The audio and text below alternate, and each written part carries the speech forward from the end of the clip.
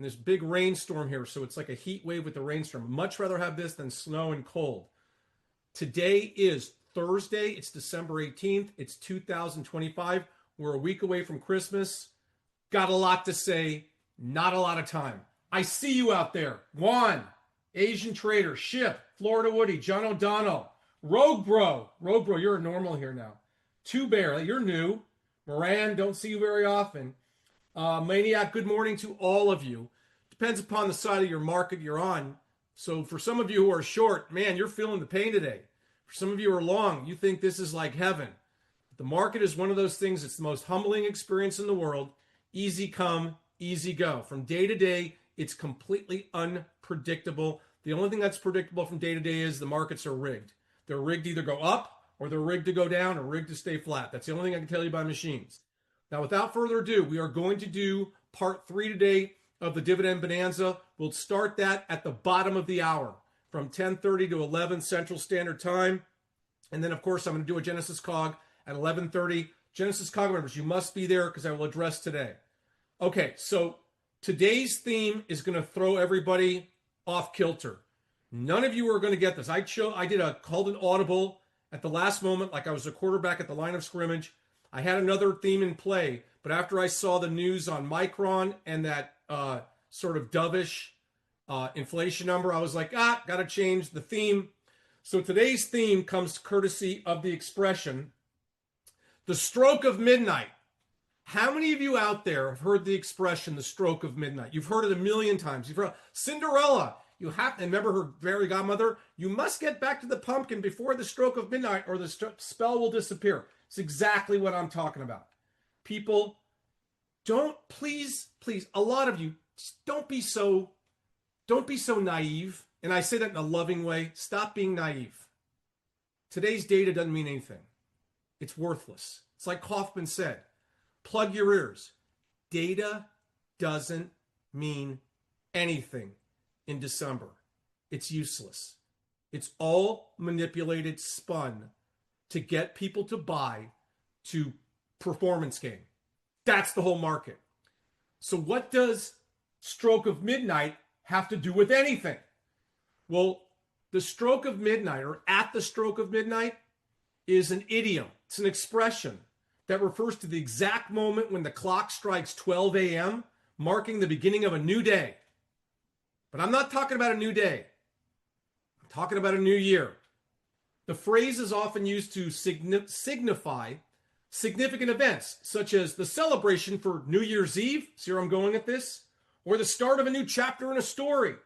The term stroke evokes a sense of striking the event in time, stroke of a clock, historically associated with the chimes of a clock that indicate the hour.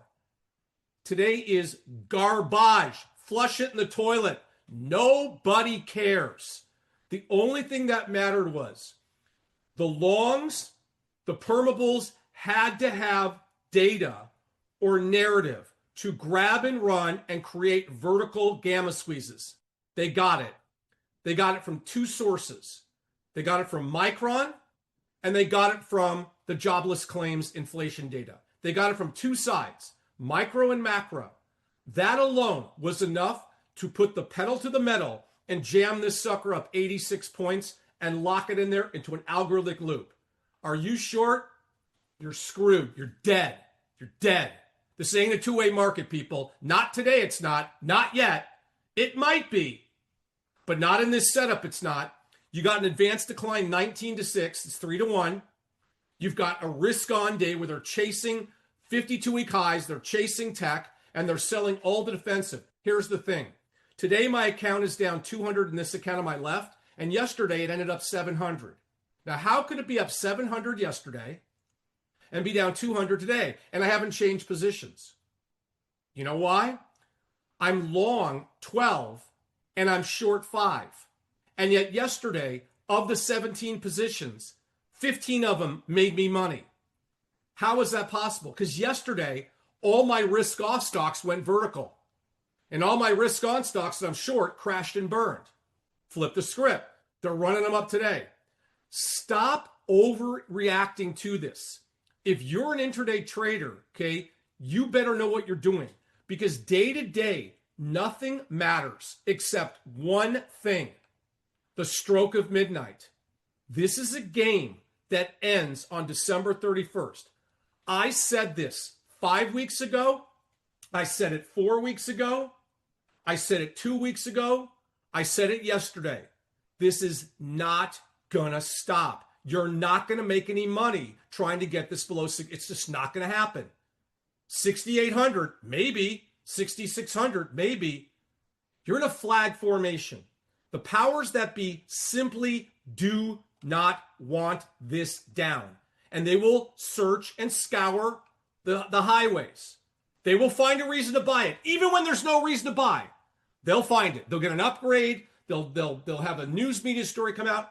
It's a perma-bullish business news media, people. Stop being fooled by this. I'm really on. Don and I clash in every which way. But the one thing we agree upon is this: news doesn't matter anymore. It's become irrelevant because machines run the market and not people. Machines don't react to news. People do. And the machines already made up their mind when they got that dovish number, that Micron. They already made up. We were going up. We were already up 45 on the news on Micron. We were already up 45 on Micron's news. Now you're up 87. Now you're up 91. Are you going to short this? You clearly don't understand what you're doing. Okay? You're fighting machines. You can't fight the machines. It doesn't work. You can fight yourself, but you can't fight the machines.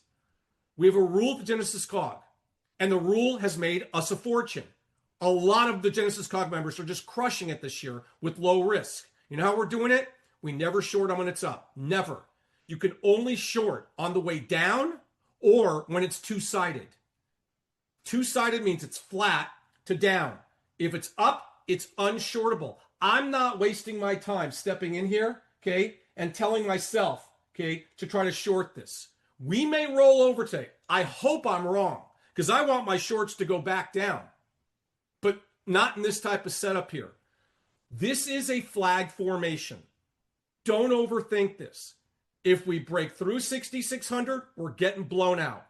If we sit here and we go to 7,071, we could blow higher to 73. But there's no fundamental course of action.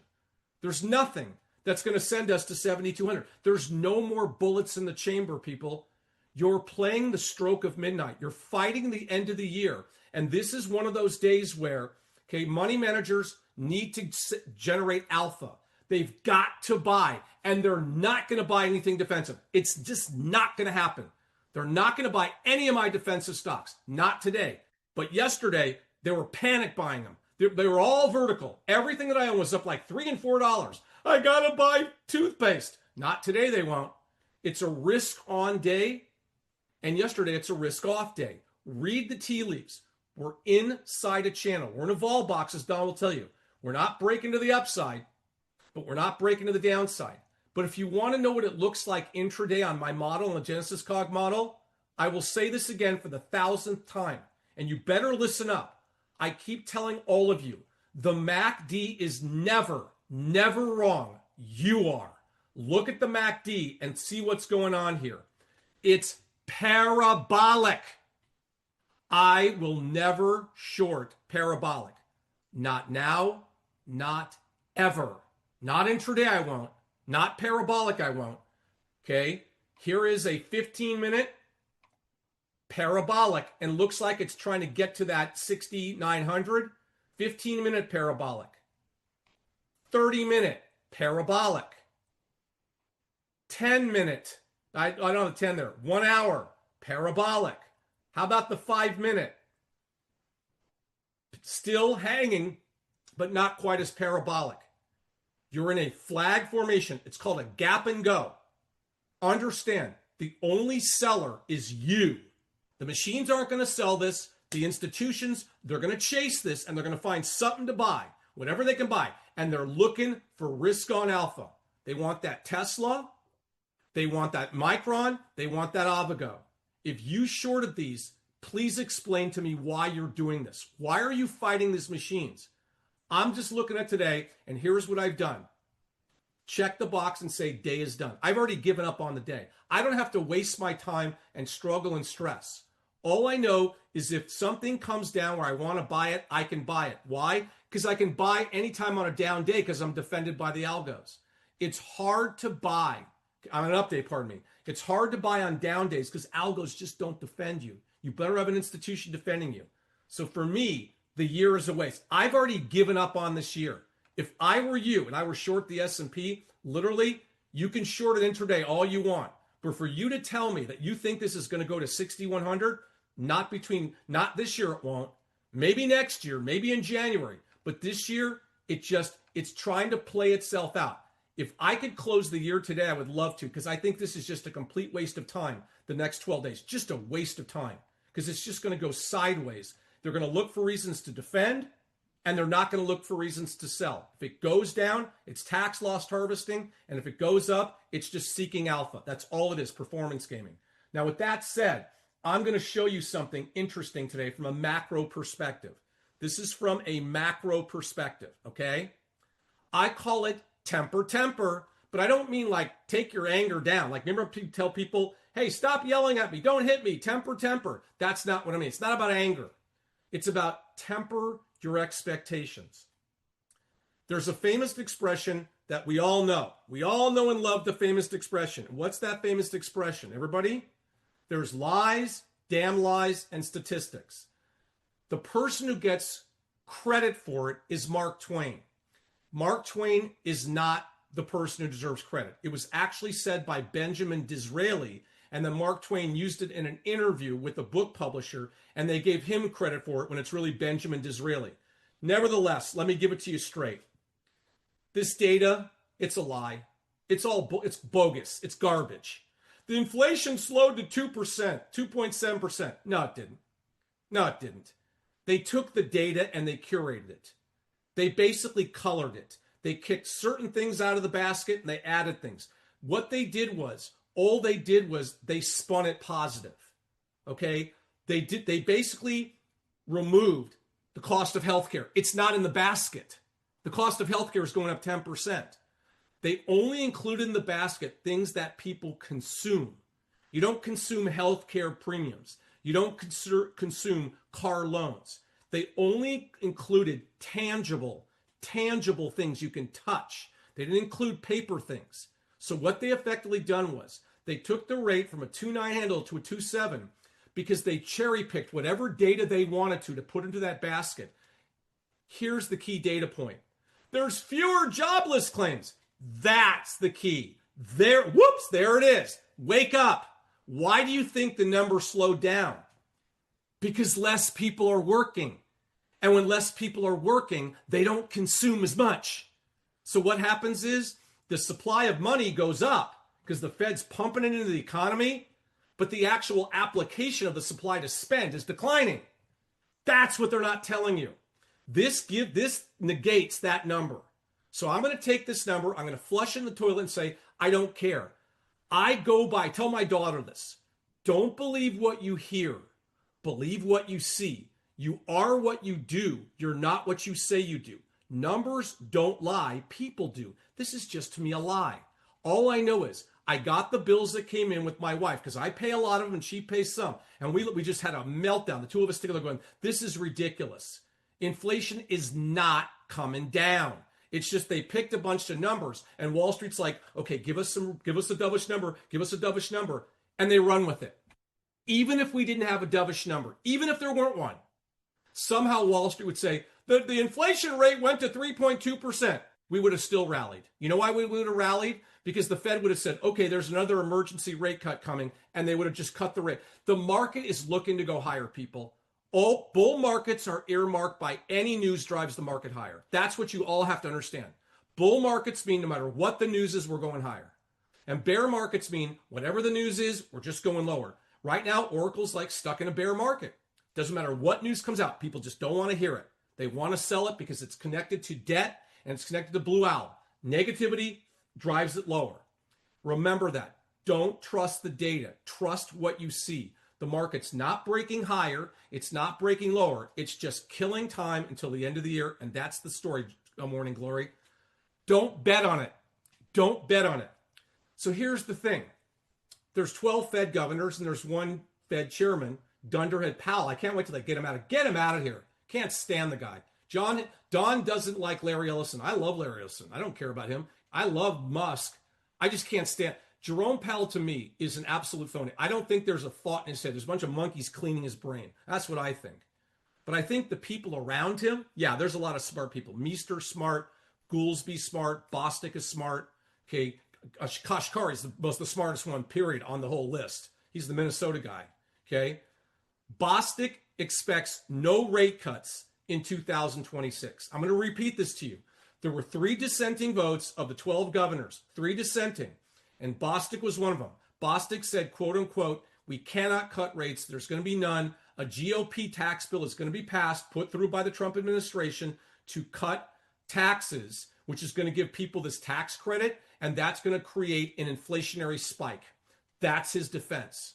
So I'm going to go with, okay, what Bostic says. I think Bostic's an insider. I think he's been there long enough.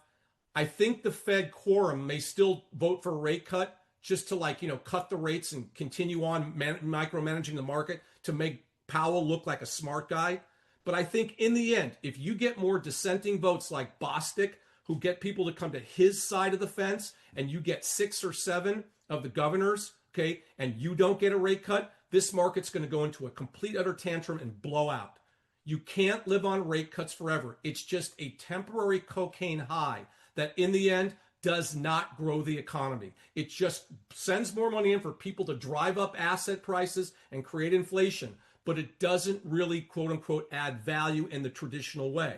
Last but not least, and I throw this out there and I put like a big fat question mark on this because I leave it as a question mark for this reason. I'm not really sure. If I leave a question mark, it means I let the TheoTrade members like absorb this, digest it as I kind of like disseminate it to you and let you take the reins and run with it and see what you think on this. So you realize that a number, just too many to mention, have come out on Bloomberg, CNBC, on Yahoo Finance, social media sites, everywhere, Business Week, Market Watch. There's always one in the patch who's a Chicken Little. Now, I'm not Chicken Little. I don't think we're going to crash. No, we're not. I'm not taking that context at all. I just think we're going to get a garden variety 15% correction, okay? Starting in the first quarter. But the World Economic Forum chief came out, and this is something that a lot of people, okay, and who is he and who cares about him, okay? It's not about who he is. It's about what he's saying. So they had a World Economic Forum in Sao Paulo yesterday. Sao Paulo, Brazil. I used to live in Sao Paulo. I know the city quite well. I lived in Higienópolis, which is a stone's throw away from the financial district. If you ever go to Sao Paulo, I'll tell you all the best restaurants because I know them. What he said was, quote, and this is coming from Borge Brende, B-O-R-G-E, Borge Brende, okay? He lives in Switzerland. So he's a Swiss national who's on the World Economic Forum circuit. He was in Sao Paulo yesterday, and this is what he said, quote, the world should watch out for 3 possible bubbles. 3 of them. Financial markets, including artificial intelligence, and he's also saying that there's also one in the crypto market and there's one in the debt bubble. So here's his words, not mine. We could possibly see bubbles moving forward next year. One is in the crypto bubble, second is an AI bubble, and the third would be a debt bubble. And this comes from Borge Brende, as he told people, reporters at the quote-unquote Brazil's financial hub, Sao Paulo. He says for months, the markets have shrugged off concerns over elevated interest rates, stubborn inflation, and trade turmoil, pushing higher partly on expectations that AI could transform the prospects for the global businesses. But he says, apart from the productivity gains, he says what you could see is the perfect storm of this coming together in the worst case scenario. And he's like, all of a sudden, white collar workers are easily replaced by AI, which increases productivity, but it slows down spending to a crawl. And at the same time, it leaves debt in a lurch that people can't pay back their debts institutionally and quote unquote retail wise.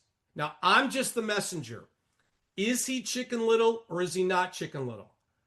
I don't think he's trying to create panic. What I think he's trying to do is he's trying to tell world markets, cool it. calm down. Let the markets correct 10 to 15%.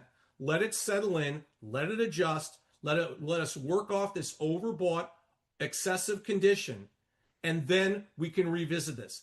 I think he's talking the markets down. I don't think he's trying to create panic, but he's trying to get people's attention. So is he Chicken Little? I don't think so. It came across as Chicken Little, but I think he's just trying to like deflate the quote unquote complacency and the uber bullishness that the markets and the news media suffer from. I think there's a correction coming in the first quarter. I think it's going to be fast and furious. It's going to be a slip and slide, but it ain't going to come this month. I've stuck to so 8 weeks ago, I said the chances of the market going down are 0. Are any of you going to believe me? Have I been wrong for a day, please? They're still up here. We're still up here 85, and you're still trying to short this. You're still trying to fight this algorithmic loop feedback. Good luck with that. Eventually, all of you are going to become a Genesis Cog member and realize you got to stop. It's the machines that run the market. It ain't people. And the machines are defending whatever's going on today, and nobody wants to sell. So that's a bad recipe to try to make money on a day like today. For me, I put in 2 trades. I'm done. I took some gains, and I'm walking away. I'm not going to short this. I'm not going to waste my time. Not at all. I did, though, get a little short, just one call spread on Walmart around that 150, 50 and a half, 160 area, and that's it. I took today. That's it. Small trade. In the meantime, individual stocks. Memory lane. So, to the gentleman who sent me that he sent me a nice email. I came on yesterday and I said, I don't know what Micron's going to do. I have no idea. But I did say, quote, and you can replay back the tape. I just said, trust me, buy the straddle, just buy the at the money straddle on Micron. When it was at 225, I said, buy the at the money straddle for 18 bucks. If it pops 25 to 30, sell it immediately. I'm not going to say the gentleman's name, privacy protection, but to DB out there, you're welcome. He cleared $931 after commission based upon what I recommended. Now, this is not my type of trade, so I didn't take it, but I told you, you can't trust technicals around earnings. It's a waste of your time. Stop with technicals. You're going to blow your account out at some point. Around earnings, don't pick a side. I learned this from Kaufman. Look at the market maker move, double it, buy the straddle on high beta stocks. It was setting up to roll over. All I said was, if you own it, buy the put as a sacrificial lamb. If you don't have a position, don't be short this, just buy the straddle. There it is. It proves my point about Don. Don's right. The news doesn't matter. Don always taught me, it doesn't matter what you think is going to happen. What you think doesn't matter. What matters most is, what do the numbers say? All I did was, I keyed off the numbers and said, I have no idea what Micron's going to report. I don't. All I know is the best play was the straddle. It paid off massively for him. You're welcome. That was for me, like, to send it out to that gentleman saying, thank you. No problem. No problem at all. Okay. Next on the list of stories to cover today. Okay. From the current slide, engine trouble. So CarMax came out with earnings today. CarMax, KMX. CarMax came out. And here's CarMax's setup. Okay. Do I know what they're going to report? I'm as dumb as a bag of rocks. I don't know what they're going to report. I don't know anything. I know nothing about this company. But I know one thing. There's a CarMax not far from my house here in Chicago. Okay. And the CarMax is not doing well. The business is not good. Okay. Because I drive by there and there's just not a lot of people in the parking lot. Doesn't matter. We'll see what happens. Company reports 43 cents. They beat the estimate. Then why is it down? It was actually down much lower earlier. It was actually down to a low in pre-market of 34. It was down $6. And the dippers came in and bought it. Why? Probably because of the technicals, because of the MACD. The company warned going forward that they are going to have problems when it comes to meeting their sales goals. So for those of you like, the economy's doing great. Is that what CarMax is telling you? People, news media lies. They lie all the time. I know it doesn't lie. That doesn't lie. Look at that stock from 71 to 40. The consumer is hurting.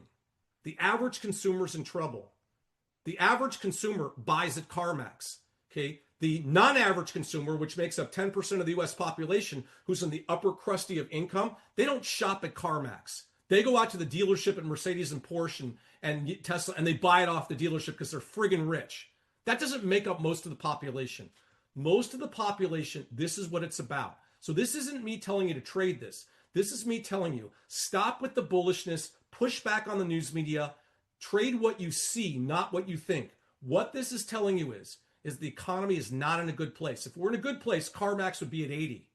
It's not. It keeps blowing lower, and now the company is warned they're going to miss their sales forecast, at least for the first quarter. I wouldn't buy this with your money. I don't care what I don't even care what the valuation is. I wouldn't buy it. Next on here, okay. Whew, wow, my account is only down $100 now. It was down $300 earlier. I'm going to actually, my men may end up today, even with the S&P up 88. Because I'm not short tech stocks. That's how I roll. I don't waste my time. Not in this quarter, I won't do it. All right. Next on the list. Diners Club. Diners Club. As in, hey, you should be a part of this club that I'm in. Because why? Well, I don't own DRI. I don't own it. But that's a breakout. Oh, they're selling into it. That's okay. Just profit taking. They ran it up from 169 all the way almost to 198. So they ran it up 30 or 40 bucks into earnings. Look at the earnings on Darden Restaurants. $2.08. Okay, they missed. But, doesn't matter. Listen to what the company said. The company said, okay, they are going to meet their numbers next quarter and for the first half of the year. That's why it rallied. The reason why it's selling off is because the earnings weren't good enough. They just basically reported in line. So it's a buy on the rumor, sell on the news situation. This is a traditional, normal behavior of markets. This is what normal markets do. They rally into the earnings and they sell into the earnings unless, of course, the earnings are spectacular. They guy higher than the round. This is a normal hit a resistance and back off. If I were you and this backed off, I'd load the book. This goes back to beneath 160, 170. I would consider buying this. I love that $1.50 dividend, which scratches my itch. Okay, I like the fact they blessed earnings. But here's the thing. I don't own that. I've been telling you. I said last week on the bi-monthly Genesis COG, what did I tell you I own? What did I tell you I bought at 46? What did I tell you? There it is. Okay, I bought it because it's cheap. I bought it because it's a double bottom. It's a head and shoulders bottom. It's just cheap. And because the technicals are set up to move higher.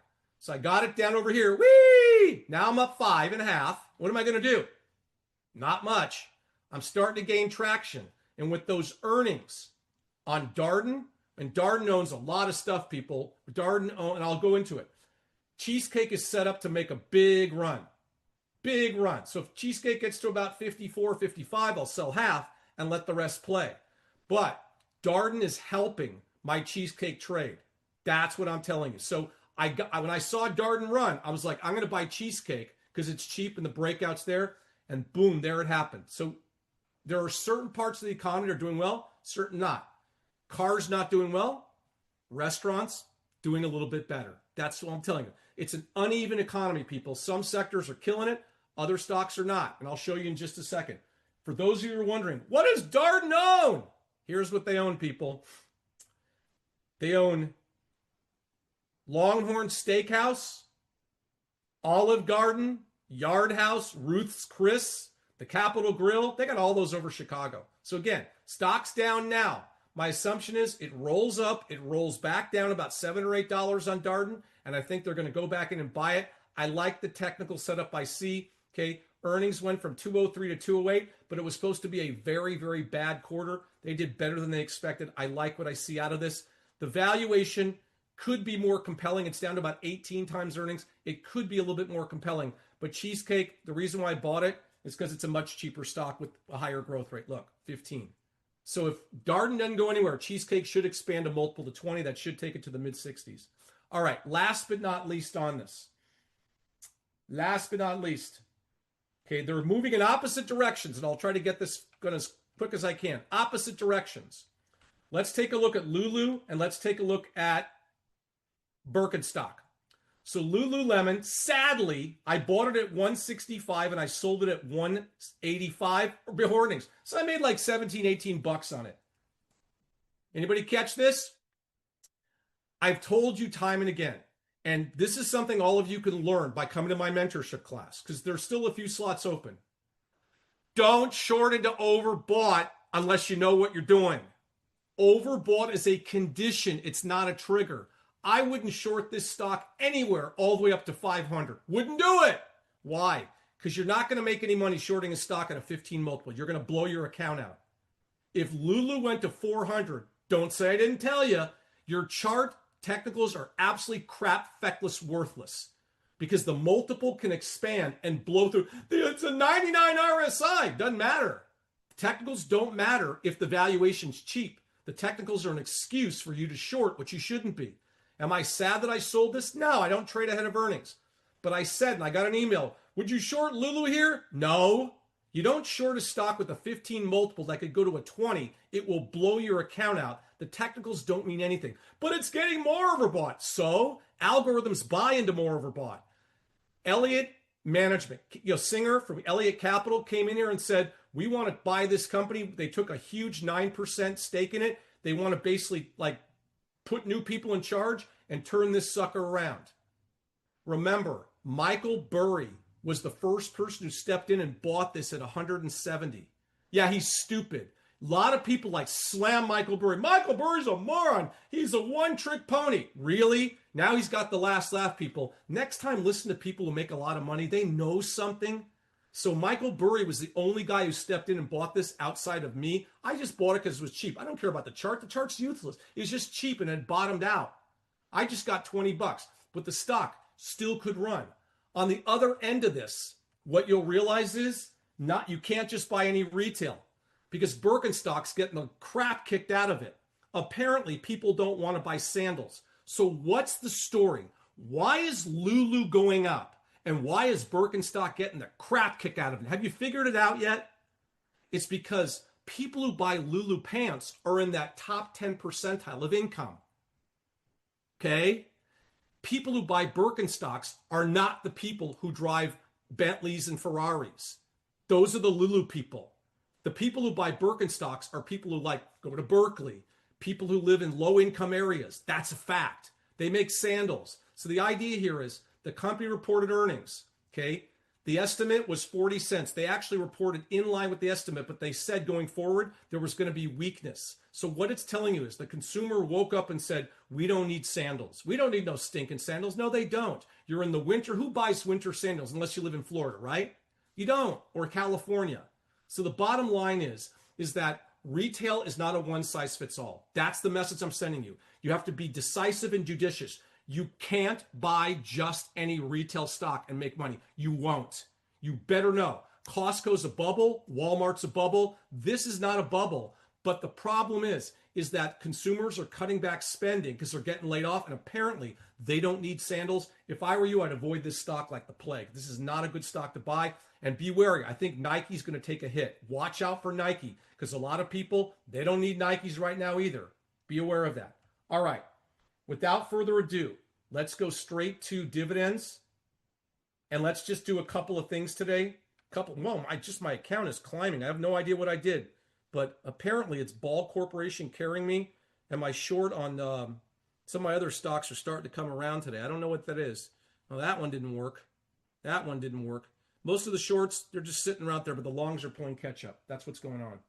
All right.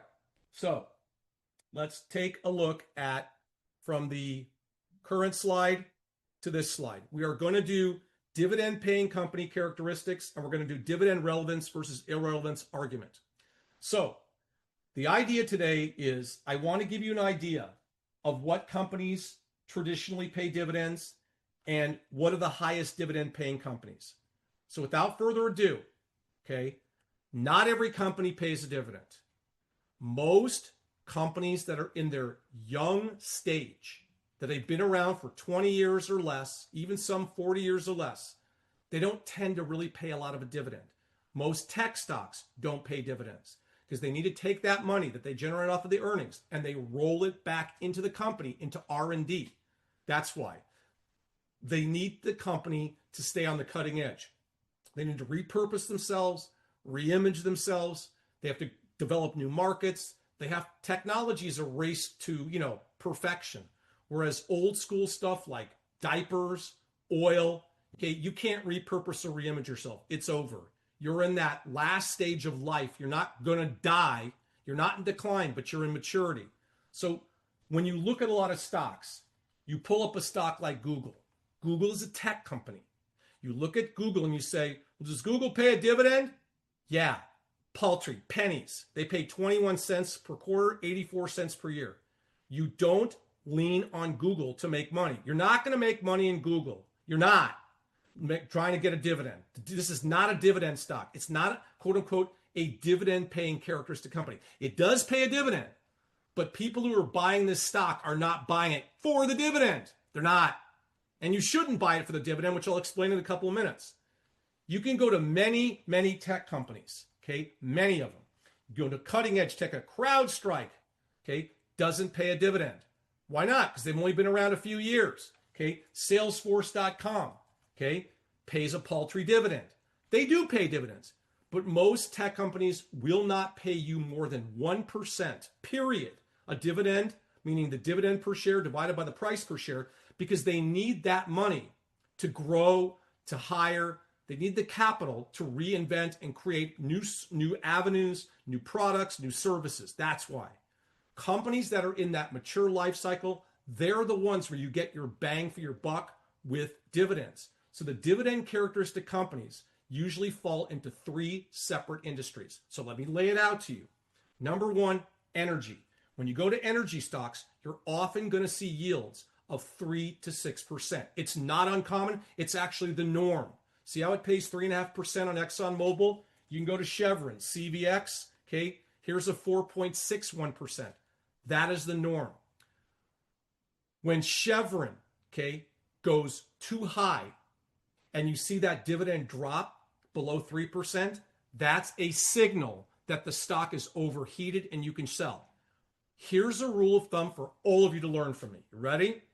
When you're dealing with an energy stock, most energy stocks have a dividend prism. They have a range.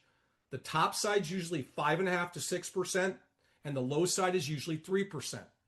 When the dividend falls below 3%, you are advised to sell the stock. It means the stocks rally too much and the dividends drop. When the stock drops, it means the dividend goes up. So the dividend moves completely opposite. The dividend yield with the stock's performance. Stock goes up, dividend yield falls. Stock falls, dividend yield goes up. That's how it works. Because you have the price per share in the numerator, you have the dividend in the denominator. Or pardon me, yeah, it's denominator is on the bottom, numerator is on the top. So the denominator divides, it's on the bottom. So the denominator drops, it means what? The numerator is holding value, it brings up the dividend, and vice versa. Remember that. This is normal for Chevron. For you to say, Chevron's overpriced. It's not. Maybe on a PE multiple, but that's a normal dividend for Chevron. If Chevron gets below 3%, then you are advised probably to sell the stock. It's just too expensive. Okay, it's a rule of thumb.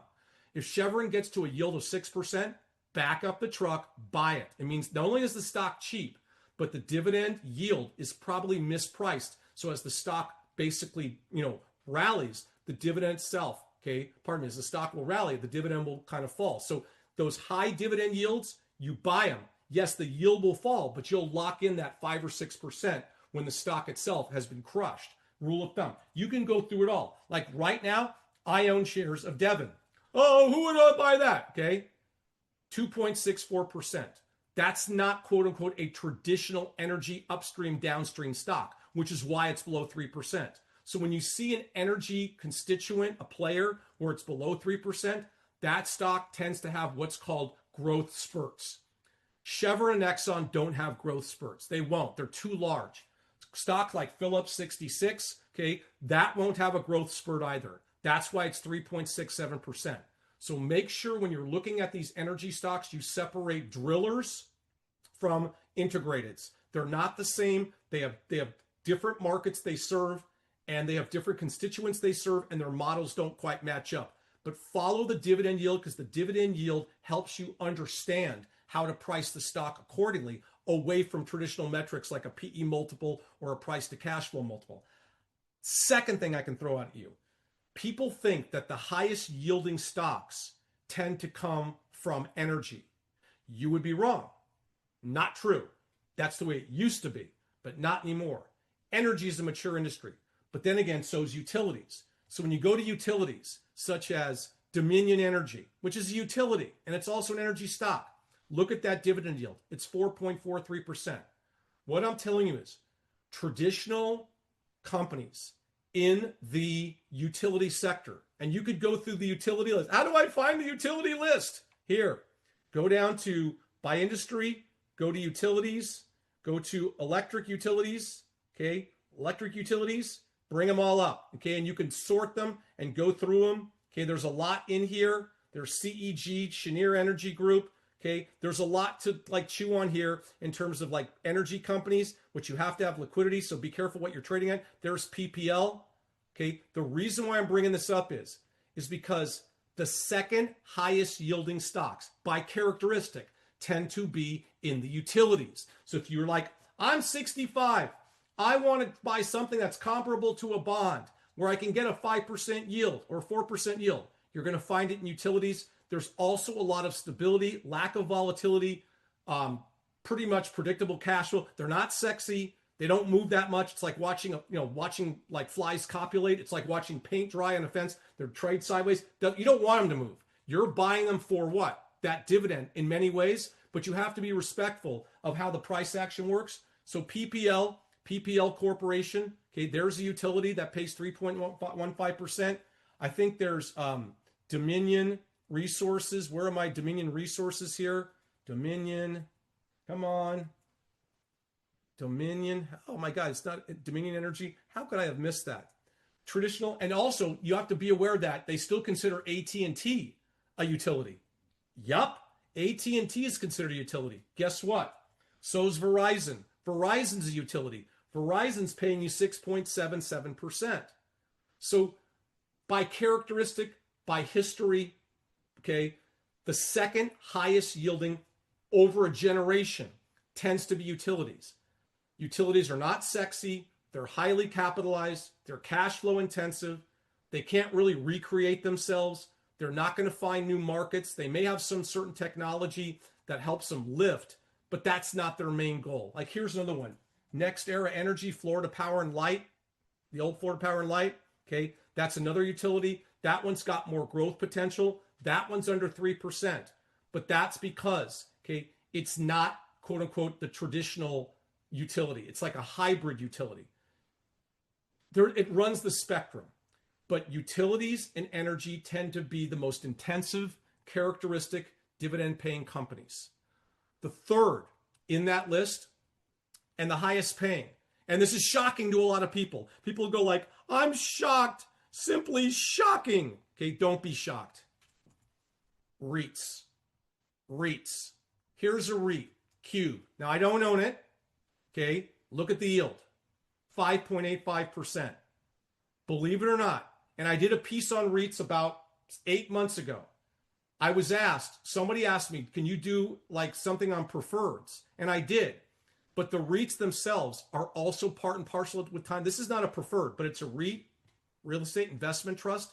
They have to throw off 90 to 95% of the earnings they make to cash flow. They have to cash flow into a dividend. Okay, REITs have to pay at least 90 to 95% of all their earnings in the form of a dividend. That's the only way they get a tax break. That's the only way they do it. So here's Cube. Here's DLR, Digital Realty Trust, 3%. Go search out REITs. You can scan for REITs. Go to the market watch list. You can scan for REITs on this platform. You can do it on your own free time. Real estate. See all the REITs here? Office REITs, hotel REITs, industrial REITs, diversified REITs. Look at all the REITs here. Here's EGP. There's a ton of them. You got to go by volume. Cold. I've never heard of a lot of these. But the one thing you should find out about these is, okay, 7% dividend yield. Americold Realty Trust. It's a trust, so there's a certain tax break there. That's why it's a trust, the way it's formed. Go do the research. Look at that yield. So in a pecking order, If somebody were to ask me which three industries tend to be the highest paying characteristic dividend companies, REITs pay the highest. Usually the REITs pay between 4 and 8%. Some REITs will pay 10 and 12%.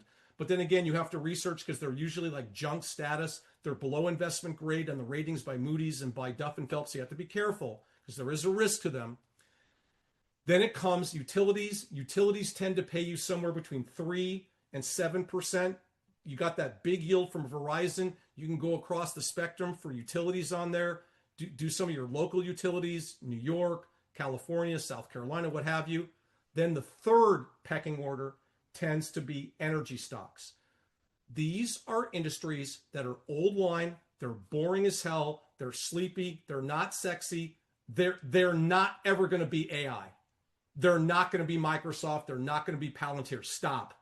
Okay, they're in a mature level of their life cycle. They're literally 100 and something years old, and there's not much more you're going to get out of them. All you're going to get out of them is occasionally they'll rally, occasionally they'll sell off, okay? And then in between that, you have to pick your spot where you want to buy it to capture that dividend.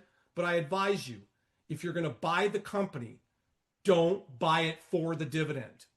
Buy it because you think it's going to go up and the dividend rewards you for it to go up. So if it's at a low and you think there's not much downside, then buy it for the dividend. But if you're going to buy it and there's a lot of downside, there's no point in buying it because the dividend you collect could be lost in one day. Hey, I got 7%. Well, that assumes you didn't hold it for the entire year.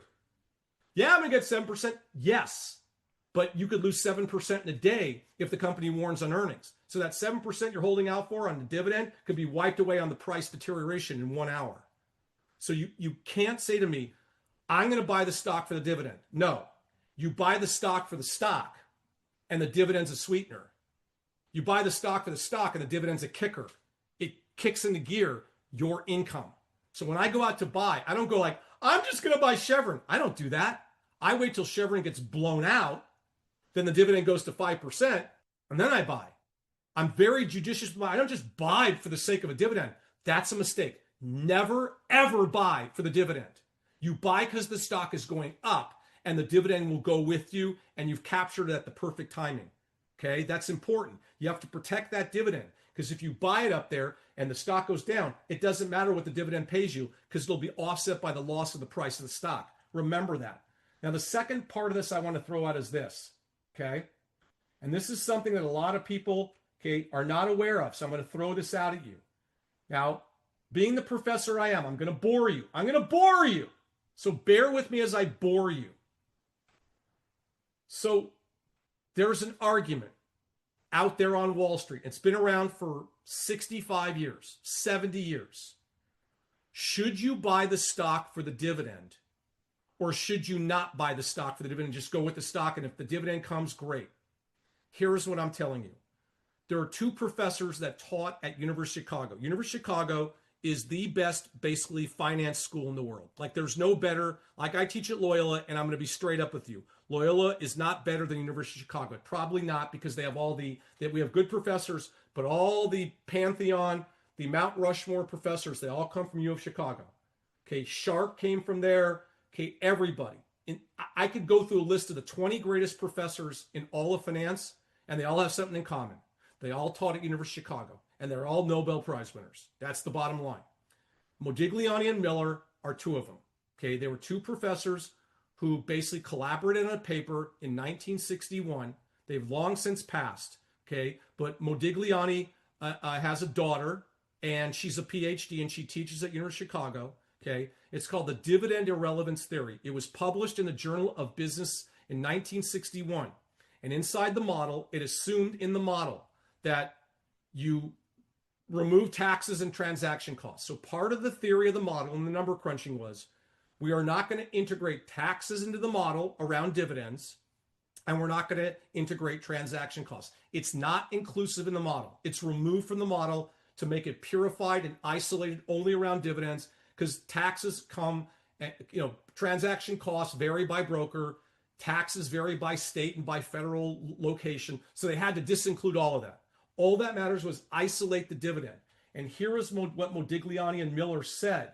Okay, quote about the dividend. All right, hang on one sec.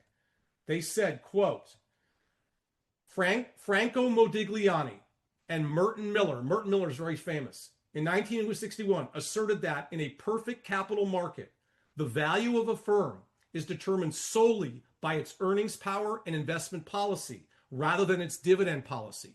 So for the better part of 20 or 30, 40, 50 years, brokers would tell their clients, just buy this stock for the dividend. And then all of a sudden there would be financial problems at that company. They would have like junk debt. They would have to basically cut back on their payout policy. They would hit turbulent times in different economic eras, recessions, wars. Stocks would get blown out and the dividends would be like erased. They would either be suspended, they'd be cut, they'd be gone. And all these people who stepped in to buy for the dividend would be basically SOL, SHI blank, out of luck. They bought the stock and they didn't care about the company.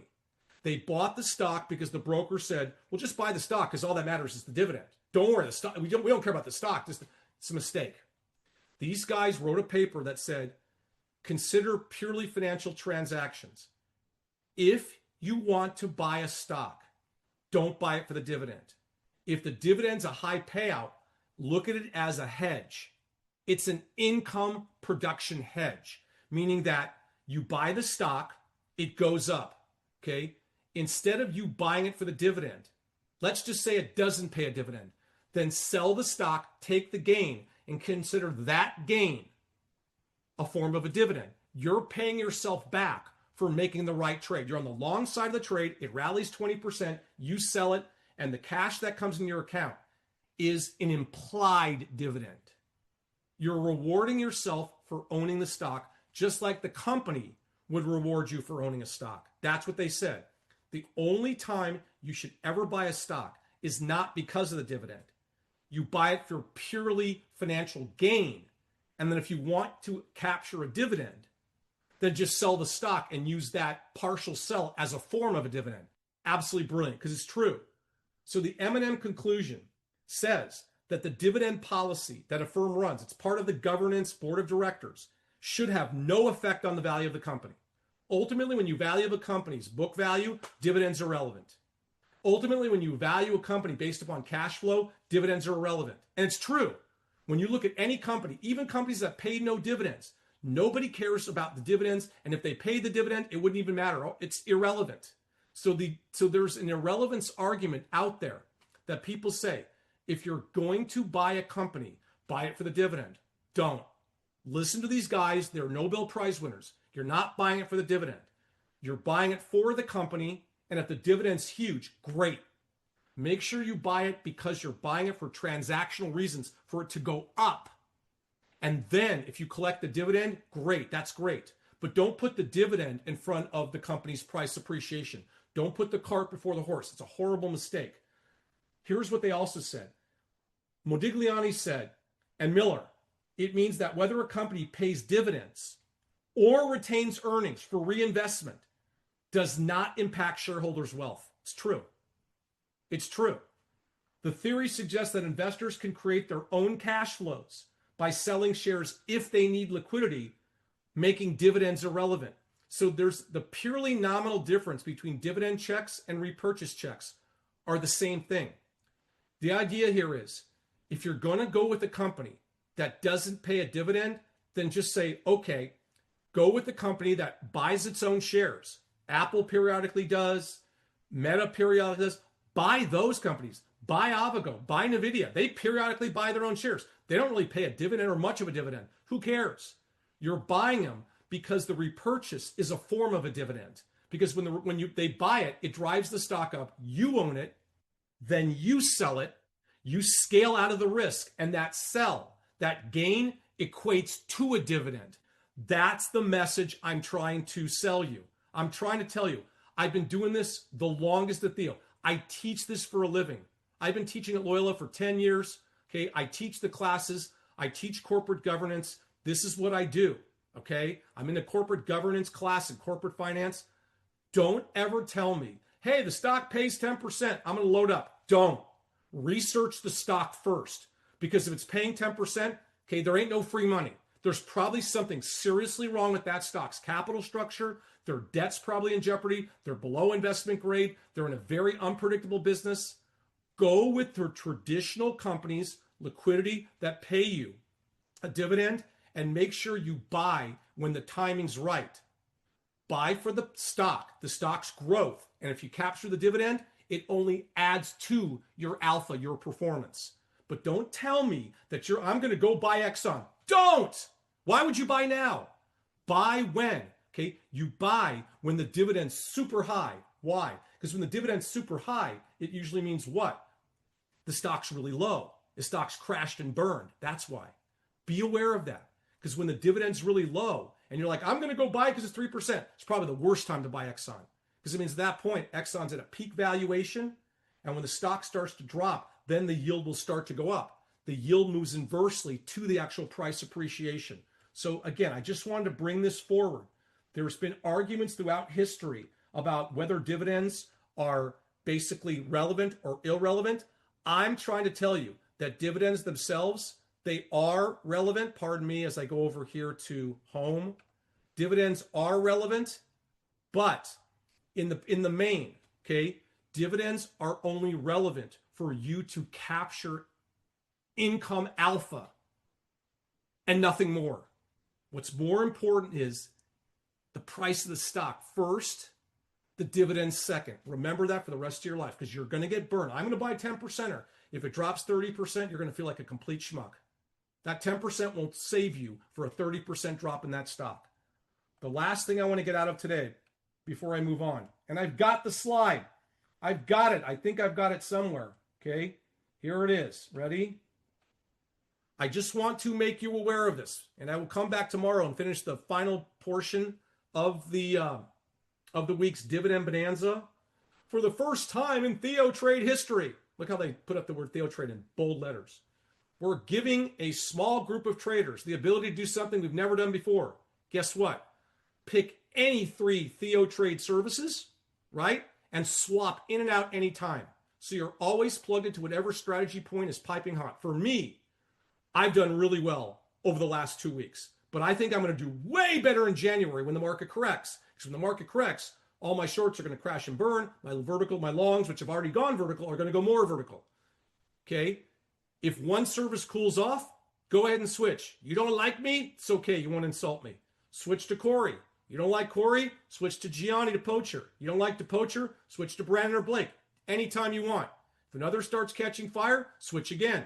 No penalties, no delays, no extra cost. It's purely tactical flexibility and the way elite traders operate. That's how I operate. I come in, I trade, make money, get off that train, move on. Book a gain, move to the next one. Done. I'm juggling. You can juggle. Only 20 traders will be allowed to pull this off. So it's a first come, first serve jump in. It's a privately tested offer, and it isn't available anywhere else or won't be available for long. So do this. Call the VIP concierge team for the details. We've got it memorized. It's 623-244-5657. Just ask about TheoPass. If you belong to 2 services already, then why wouldn't you just say, hey, look, I could belong to 3 without having to spend extra. You can just swap into another without any extra cost or any extra penalties. And you can say, wow, now I'm in Momentum Gianni, I'm in Trend Blake, and I'm in Contrary Bierman. You can have all 3 at the same time. And if you feel it's not hot, you drop and you move to the next one. It's like trading around. It's like what we call like asset allocation. Instead, it's instructor allocation. Consider it. It's called Theo3, as in basically, pick any 3 trade services because you only get 3 here, and consider looking into it. There's me. There's the picture. Not a handsome guy. I actually have more hair. It's got a lot grayer. 623-244-5657. In the meantime, okay, I'm just going to throw this back out just one more time. I'm going to come back tomorrow. Okay, tomorrow. I'm going to let Blake in here. I'm going to come back tomorrow, and I'm going to finish up this program. We're going to talk about dividend signaling.